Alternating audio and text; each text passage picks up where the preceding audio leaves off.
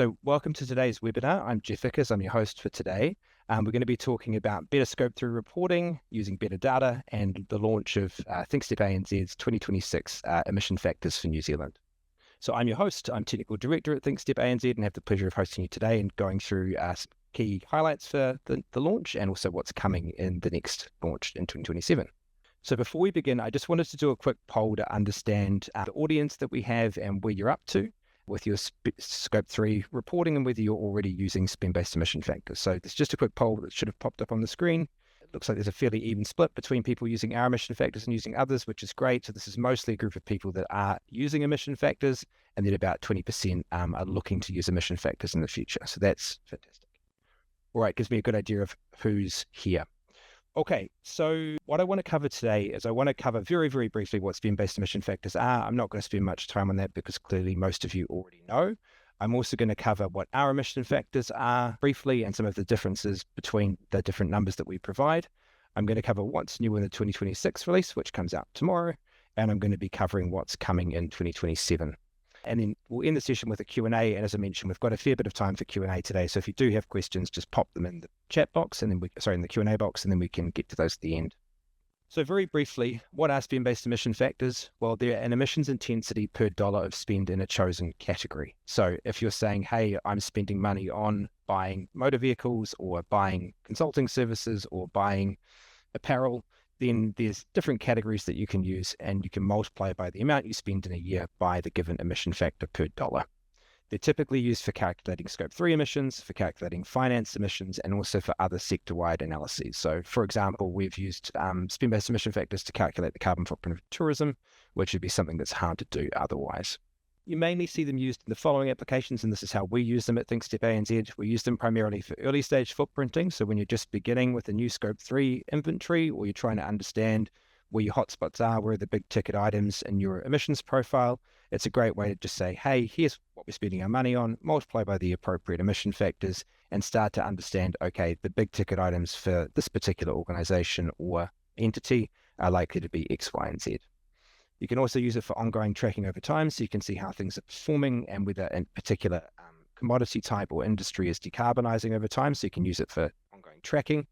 And you can use it for hybridized approaches where you say, okay, we're going to use spend-based emission factors at the beginning, we're going to work out what matters, then we might selectively replace the big ticket items, the really important stuff, with more specific data from your supply chain, but you use the spend-based data as a gap filler for everything else, potentially. There's lots of different ways to use these emission factors, but they're a really good way of doing Scope 3 footprinting relatively quickly and simply. And I say this as a person who comes from what's called like a product lifecycle assessment background, where you have to calculate everything in detail from the bottom up. Doing that takes a lot of time, and it's very difficult for things that are in the service sector, for example. And so spend-based emission factors give you complete coverage, and they do things quickly, which is great. So pros of spend-based emission factors is they're very easy to use. You just multiply the emission factor for the category that you've chosen by how much you spend in that category. They have the advantage of being complete, so they cover everything in the economy. All products and services that you buy are covered because we're trying to cover all spend in the economy. They're fully complete in the sense that they're covering the full supply chain, so there's no truncation error. We go right back covering all the transactions that flow through the economy from each different sector to every other sector. The things that are imported into the country, we can exclude things that are exported. And so we're following that kind of complete value chain for a particular product or service. The cons of spend-based emission factors is that they aren't product specific, and they do represent an average intensity in that particular category. So that creates some challenges, because it means that if you go out and buy a product today and it's full price, and you go out and buy it tomorrow and it's 50% off, you're going to get a much lesser impact for the one that you buy tomorrow 50% off, even though the product's the same and the impact's the same. And that's just the nature of using a price-based approach. So our 2026 release, as I mentioned, is coming out tomorrow. It is an update that we do every year. So every year at this time, around the 31st of July, we're releasing a new updated version. The reason we release it this time, and I know it's a pain for a lot of you who have reporting cycles that end earlier than this, is that we rely on an annual publication from Stats.nz that typically comes out around the 30th of May. And it takes us a bit of time to transform that data and get it into a format that we can get out to you. So the other thing that's worth keeping in mind is that even though this is the 2026 release that we're releasing tomorrow, it's covering 2024 data. I appreciate that's a bit confusing, and I know a lot of people ask, well, why are you using data that's 2 years out of date?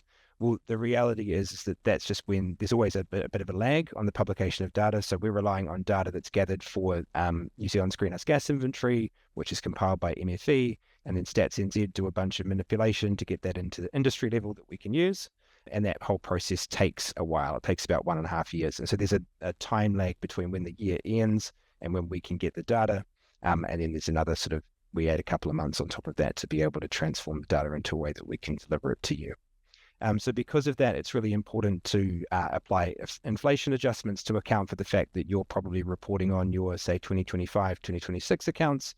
We're giving you data for 2024, so you can adjust the data using an inflation adjustment to get to the year that you need. So our emission factors are delivered in an Excel format that looks a bit like this. This is the public version, which covers the year 2021. So it's a historic version. And you can see that there's different ways that we release that information. What you're looking at here is industries using the NZSIOC classification.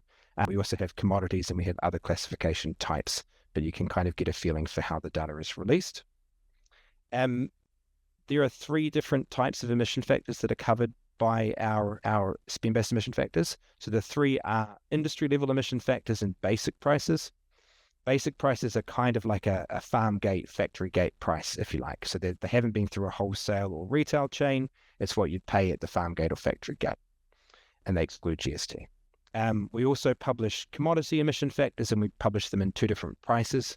So there's basic prices, which again is kind of at the producer type price, and there's purchasers prices, which includes taxes, so it includes GST, but it also includes all the markups that go from taking it from the farm gate or factory gate through the retail wholesale chain. So there's a series of markups that take place along the way, and as a result, prices are being inflated through that process as well, and therefore changing.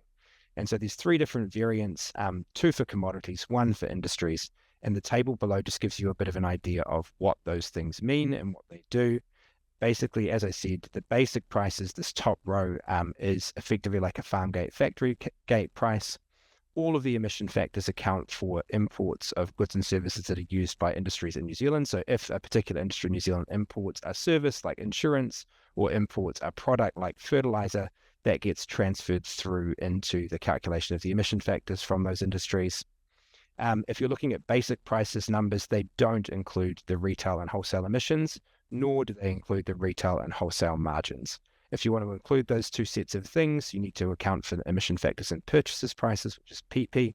It's also worth noting that that the emission factors and basic prices don't include GST. The emission factors and purchasers prices do include GST. That's a little bit of a New Zealand anomaly. In other countries, it's sometimes a little bit different. So it's just worth kind of keeping that in mind. The spreadsheet that we supply, both in our public one, which is freely available online, and the commercial version, allow you to adjust for GST anyway. They also allow you to adjust for inflation. So it gives you some idea of what the different factors are. In terms of different license options, so we have 2 different main license options. We also have like a third one, which is a tool integration license, which I won't cover today. But effectively, the free license is covered in this column here. It covers the year 2018 and the year 2021. Commercial license covers more recent years, so 2018, 2021, but also 2022, 2023, and the one we're launching tomorrow, which is 2024. Both of them include emission factors for industries and commodities, like I showed on the previous slide. The methodology has been peer-reviewed in both cases. We did do an audit last year for the 2025 update, which was for 2023 data. We haven't repeated that audit this year, but we will be doing it again next year, and I'll come to the reasons for that soon. But the main reason is just that this year's a really, really minor update with no change in methodology, whereas the update for next year is going to be much more major, and we'll talk about that in a moment. You can use the free ones in commercial projects. You're welcome to do that. But we do ask to purchase a commercial license if you want to integrate it into a software tool. So if you want to use the emission factors in a third-party provider software tool, then we ask that you purchase a license, and we have a number of resellers to provide those licenses. We also add some customer support through the commercial license. We provide annual updates, although you do have to pay an annual fee to maintain it. And there's the ability to adjust for a few extra things in the commercial license. So you can change the carbon footprinting method. So if you wanted to move from IPCC AR4 to AR5 to AR6, then you can do so. The commercial license also allows you to split emissions into scopes. So you've got scope 1, 2, and 3 emissions inside and outside of New Zealand, and by greenhouse gas. And so it just gives you a bit of an idea. The numbers are the same in both. Like if you look at the 2021 year, for example, you'll see the same total number, but there's just much greater breakdown and the ability to do more in the commercial license and also the more recent years. So as I mentioned, the 2026 release is a minor update. There's no changes in methodology. There's no changes in industry or commodity categorization. It covers the 2024 data year, and it features a full set of new direct emissions data from stats.nz, which flows through to indirect emissions to all other kind of commodities and industries in New Zealand. And that's the same approach that we use every year, but as I mentioned, there's more coming for 2027. The changes since the release that we did last year. So if you're looking at comparing, there'll be a change log in the file that we deliver, so you'll be able to see the differences, but effectively the changes in numbers from one year to the next haven't been hugely significant. They're usually in that kind of plus minus 5 to 10% range. Where there are bigger changes, it's because the underlying data from stats.nz has changed. So one thing that's worth being aware of is that the data set that stats.nz publishes every year, they publish every year from 1990, and they republish it every year. And sometimes there's changes in the way their methodology is constructed. So they might change how they account for emissions in a particular category. That flows back through all years from 1990 through to 2024, which is the most recent one. And so there's even changes in the past that can occur. We don't account for those changes that happened in the past, so we don't go back and retrospectively change 2021. We just focus on the current year just to avoid creating confusion. Effectively, it's worth keeping in mind that they can adjust their methodology. And so sometimes what happens, you see a bigger shift, and it's because not necessarily a direct change has happened in that industry. It could be that, but it could also just be a methodological change. All right, so I mentioned that there's more coming in 2027, and I wanted to flag this now because I'm conscious that for a lot of companies, if you do see a large change, you need to be aware of it in advance, because it could mean that you might need to recalculate your baseline year. The set of changes that we're planning for 2027 could well trigger that. It's quite a big set of changes, and we want to make them all at once. So the reason why we need to do some major work for 2027 is firstly that there'll be a new set of emissions data from stats.nz. So stats.nz have been busily working on a new 5-yearly update to the input-output tables that's coming out now. And effectively, that means that all the indirect emissions through the whole economy will change. The last one was for the 2019-2020 financial year. So effectively, it was just pre-COVID. The new one is 4 or 5 years later. It's post-COVID, and importantly, post also the closure of the Marsden Point oil refinery and the change to an import-only terminal. And so there'll be significant structural changes in the New Zealand economy over that time that will be reflected. And we'll be interested to see the level of change that creates, but it's definitely going to be changing some things. We're also going to be releasing a new set of emission factors for imported commodities, which I'm going to cover on the next slide. And we're looking at changing the way we deal with imported emissions generally. So effectively, currently in the past, we've used the EORA database. The EORA database has been retired and replaced by another one called EORA 2.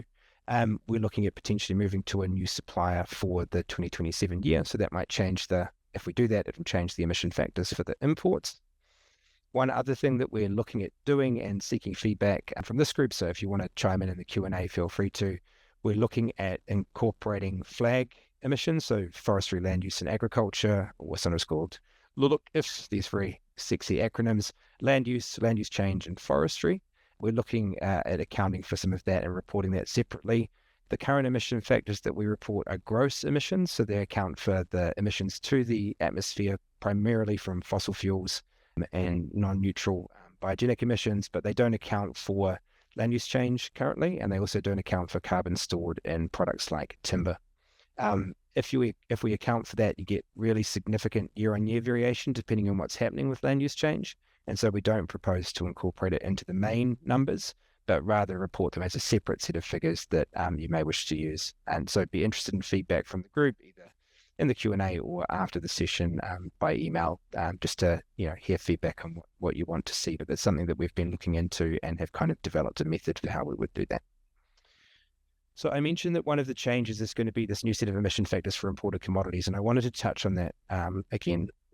One of the things I did just want to flag again, though, before I move on, is that that 2027 update, which will cover the 2025 year, will be significant, and it might mean that you need to recalculate your emissions for your baseline year to make things comparable. We will be providing historic data for those years that I had on screen before, so 2021, 2022, 23, etc. So you can potentially go back and do that if you wish to, or if you need to. But just wanted to flag that the methodological change will be quite significant for next year, and those indirect emissions will start to flow through as well. So just something to be aware of, and giving you as much notice as we can. That update will come end of July 2027. So I mentioned that we're introducing or planning to introduce a new type of emission factor. So the ones we currently have, the ones that I showed on screen before, were the top 3 emission factors for industries and basic prices, emission factors for commodities and basic prices and purchases prices.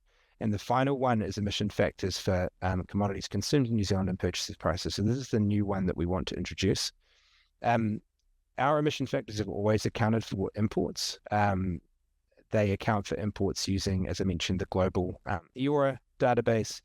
But one of the things that's kind of come to our attention through feedback from some of our customers, but also feedback through the peer review process, is that we're not accounting for commodities consumed in New Zealand as well as we could be, or as well as the best available approach would be to be able to do that. So when you use spend-based emission factors, typically whether it's ours or whether it's any of the other main global ones, they tend to focus on the industries that occur in the country that you're looking at. So if you're looking at emission factors for New Zealand, you're looking at emissions for industries and things that occur in New Zealand.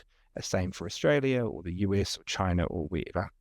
So when we first built these emission factors, we always wanted to account for imports because New Zealand is a small open economy, and we did that as best we could in the first versions of this. But what we've kind of come to realize is that we were better accounting for imported emissions into New Zealand industries than we were for imports of finished products that are consumed without going through any New Zealand industry. And so the purpose of this new emission factor, the one at the very bottom, or emission factor set, is to try to accurately account for everything consumed in New Zealand, irrespective of where it's produced, irrespective of whether it touches the New Zealand industry, to better cover things that have no New Zealand counterpart. So examples that I've shared in past webinars and in past sessions have been things like cars, for example, where we have no domestic production, because the challenge that we have is the only industry we have in New Zealand for cars is car wholesaling or retailing. We don't have car manufacture because we don't manufacture cars. And similarly with some other sectors, might be like smartphones or computers, where we're missing entire sectors in our economy, it's more difficult to make the approach that we've used in the past work for that. And so we're proposing to introduce an additional set of emission factors that account for that directly, based on the share of imports into New Zealand by country for that particular commodity type. So the 3 emission factors sets of emission factors you see at the top will be maintained. They'll be, trackable over time as they have been till now. We'll just be introducing a 4th set to try to better account for that final category of things, which is where there are direct imports and no New Zealand industry. Okay, so I want to proceed now to Q&A, because I want this to be a kind of I've got some chance to say, to ask your questions. And so I'm going to bring up the questions that have come through so far. So a question came through from Liam. Do you have recommendations for estimating emissions using spend-based emission factors where financial reports have a very long tail? For example, i.e. few suppliers with high spend, but many number of suppliers with low spend. I've seen a variety of cutoff points and a range of estimation methodologies. So you can exclude some as de minimis, you can use a weighted average, you can classify. I think my answer to that question probably has changed with the advent of AI and LLMs. I think in the past I would have used classification, so I would have basically never cut anything off. So I think my approach as a practitioner has always been try to account for everything, don't cut things off, because the problem with cutting things off is that you start to create potential blind spots. If you hide things away as numbers change over years and things start to become more significant from one year to another, if your method has cut something off and excluded an entire category, then in a future year you might continue to exclude it accidentally. So I would have historically just sort of said, hey, classify things into buckets, focus your effort on the top 80% of stuff, the big ticket items. And then for the smaller stuff where you've got that long tail, categorize it into buckets and then assign an emission factor to the bucket and handle it that way. And I think that still potentially could be a good approach. But now that you can just use AI, ask it to classify things for you, because large language models are very good with language, and so they classify well. And so I think there's the ability to classify everything quite quickly now, which probably wouldn't have been the case maybe 2-3 years ago. Melinda asks about why would emission factors need to be recalculated for the baseline year? And sorry if that was unclear. What I meant was, if you have a baseline year calculation, let's say your base year was 2020, and we release a new approach to calculating emission factors that has changes to, structural changes to the economy, a different way of handling import emissions, or that new emission factor set that I mentioned, which is for commodities, including all imports. It could be that you might want to go back and recalculate your baseline year inventory to account for that new set of emission factors, for example. Not saying that you need to. You can certainly use the historic ones. It may be that you don't need to make any changes, but I just wanted to flag it where you do make changes to the approach you're using.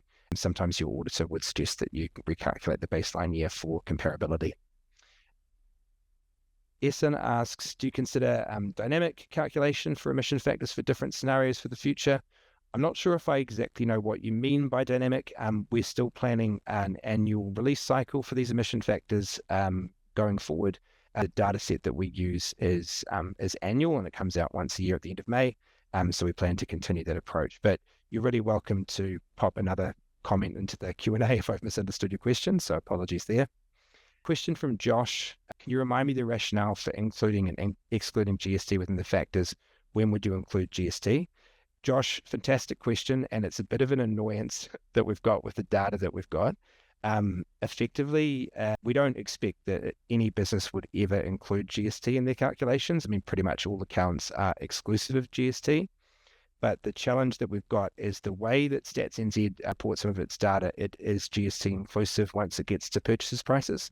And so we just try to report as faithfully as we can to the data from the statistics department, and that means that GST is included. And so that's the reason why we built in a adjustment within our spreadsheets that you can turn GST off, because I think that having GST part's largely not useful unless you're a consumer buying stuff at the shop and looking to calculate your personal footprint, in which case fine. But yeah, I don't think there's a good rationale for it. It's just that's the way the data is reported for purchases prices in New Zealand. So that's the reasoning there. And then Tim asked a question about, do international tariffs affect purchase price emission factors? Fantastic question, Tim. And I think I'm going to need to look into that and come back to you via email, because I don't have an immediate answer and I'm going to need to think about it a little bit more. That was all the questions that had come through on the Q&A, but I did just want to ask us a couple more. Oh, no, sorry, Arif's come back with another one. And so Arif's asked, are you saying that commodity level emission factors and purchases prices are equivalent to the emission factors for commodities produced in New Zealand and purchases prices, whereas emission factors for commodities consumed in New Zealand and purchases prices are more comprehensive?